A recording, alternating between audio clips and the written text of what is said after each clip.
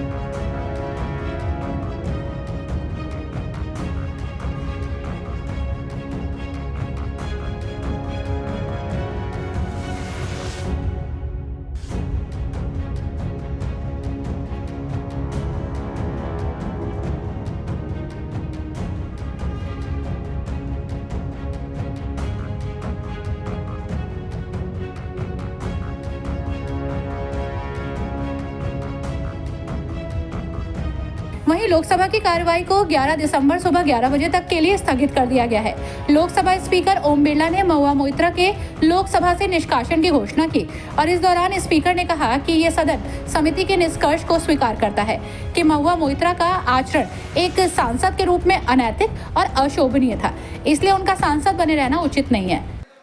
माननीय सदस्यगण, आज जिस विषय पर विचार किया जा रहा है वो विचार और प्रस्ताव जो माननीय संसदीय कार्य मंत्री ने रखा है वो हम सबके लिए पीड़ादायक भी है। लेकिन कई बार ऐसे अवसर आते हैं जब इस सभा को अपने प्रति, राष्ट्र के प्रति अपने कर्तव्यों के निर्वहन के लिए उचित निर्णय लेने होते हैं। माननीय सदस्यगण, संसदीय लोकतंत्र नियमों, उच्च मर्यादाओं से चलता है। ये सदन हमारे देश की सर्वोच्च पीठ है। पिछले 75 वर्षों की हमारी लोकतांत्रिक यात्रा में हमारे सदन की, हमारे लोकतंत्र की एक ऊंची मर्यादा स्थापित हुई है। पूरा देश उच्च संसदीय परंपराओं के लिए हमारी ओर देखता है। इन्हीं उच्च परंपराओं की बदौलत हमारे लोकतंत्र की पूरे विश्व में एक विशिष्ट पहचान है। माननीय सदस्यगण, पिछले 75 वर्षों की गौरवशाली यात्रा में हमारा लोकतंत्र निरंतर सशक्त और परिपक्व हुआ है। जनता के बीच हमारी विशिष्टता लगातार बढ़ी है। जनता ने हमें इसलिए चुनकर भेजा है कि हम सदन में बैठकर उनके विकास के लिए, उनकी कल्याण के लिए, उनकी आशाओं के लिए, उनकी आकांक्षाओं को इस सदन में बैठकर पूरा कर सकें। लेकिन हमारे लोकतंत्र की इस गौरवशाली यात्रा में समय समय पर हमारे ऐसे अवसर भी आए हैं जब हमने इस सदन की गरिमा और प्रतिष्ठा, सदन के उच्च मापदंडों को बनाए रखने के लिए उचित निर्णय भी किए हैं। इस सदन के उच्च मर्यादा और लोकतांत्रिक मूल्य ऐसे मूल सिद्धांत है जिसमें किसी प्रकार का कोई समझौता नहीं किया जा सकता। ऐसे में हमारा दायित्व बनता है कि हम शुद्ध अंतःकरण से, ईमानदारी और कर्तव्यनिष्ठा से इन सिद्धांतों की रक्षा के लिए अपने दायित्वों का निर्वहन करें।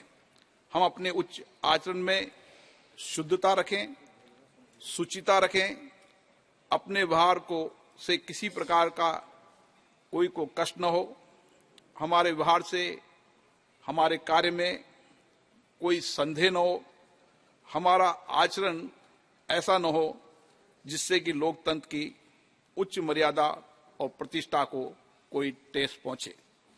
इस सदन की विशेषता और उच्च मापदंड को बनाए रखने, उन्हें समर्थित करना इस सदन के सदस्य रूप में हम सबका सामूहिक और सर्वोच्च दायित्व है। माननीय सदस्यगण, मैं समझता हूं हम सब यहाँ पर जिस बात पर विचार करने जा रहे हैं वह हम सब के सामूहिकता से विचार कर रहे हैं, सहानुभूतिपूर्वक विचार कर रहे हैं, संवेदना के साथ विचार कर रहे हैं। हमें किसी भी सदन में किसी भी सदस्य को, मेरी कोशिश रहती है न मैं सदन से उसको निलंबित करूं, कभी कोई कार्रवाई करूं। मेरी तो यही कोशिश रहती है कि सभी सदस्यों को पर्याप्त अवसर, पर्याप्त समय मिले।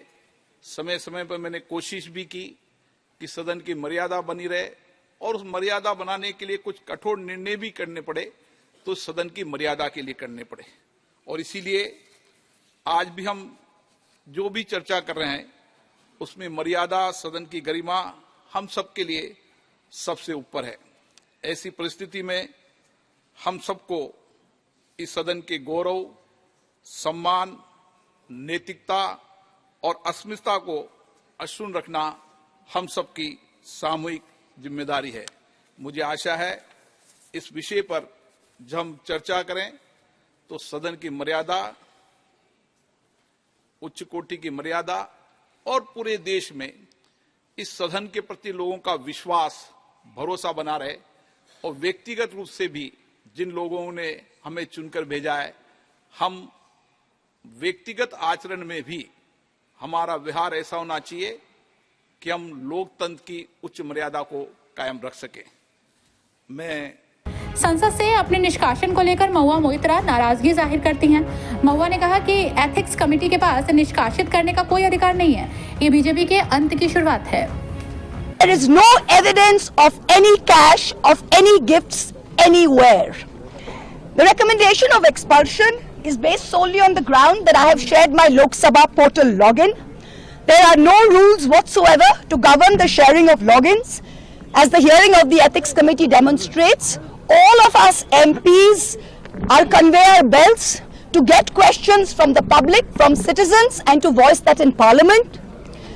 What is important is that if this Modi government thought that by shutting me up, they are going to do away with the Adani issue, let me tell you this, that this kangaroo court has only shown to the all of India that the haste and the abuse of due process you have used demonstrates how important Mr. Adani is to you and to what length you will go to harass a single woman MP into shutting her into submission. Tomorrow the CBI will be sent to my house. I'm sure they will harass me for the next 6 months. But I would like to ask, what about the 13,000 crore coal scam of Mr. Adani that the CBI and the ED have not found place to look at? You tell me I have compromised national security with a login portal? Mr. Adani is buying all our ports, all our airports, and his shareholders are foreign professional investors, and the Ministry of Home Affairs is giving them clearance to buy all our infrastructure. Ramesh Biduri stands up in Parliament and says to Danish Ali, he's one of 26 Muslim MPs, only one of 26. In a country of 200 million Muslims, the BJP has 303 MPs and has not sent one Muslim to parliament. Ramesh Puduri stood up and told Danish Ali, ye bhadwa, ye katwa, no action has been taken. Nothing has been taken. You hate minorities. You hate women. You detest Nari Shakti. You cannot handle power and authority. I'm 49 years old. I will fight you for the next 30 years inside parliament, outside parliament, in the gutter, on the streets. Adi হিংস্র মানবিকতার যদি আমি কেউ হই, স্বজন হারানো শ্মশানে তোদের চিতা আমি তুলবই. We will see the end of you. Do not wonder. Punjab, Sindh, Gujarat, Maratha, Dravida, Utkala, Bongo. You don't have the Punjab. Sindh is not ours. Dravid is not yours. Utkal is not yours. Bongo is not yours.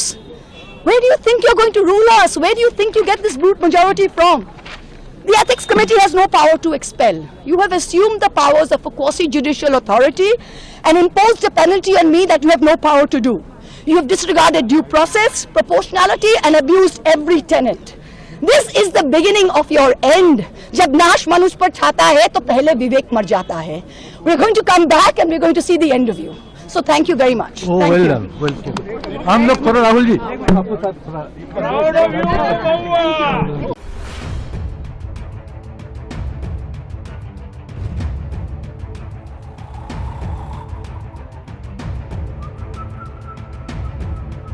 हर बड़ी खबर का असली address है खबरनामा, इसलिए हर news update के लिए subscribe करें और फॉलो करें खबरनामा। और इस वीडियो के लाइक बटन को प्रेस कर इस वीडियो पर कमेंट के जरिए अपनी राय देना ना भूलें।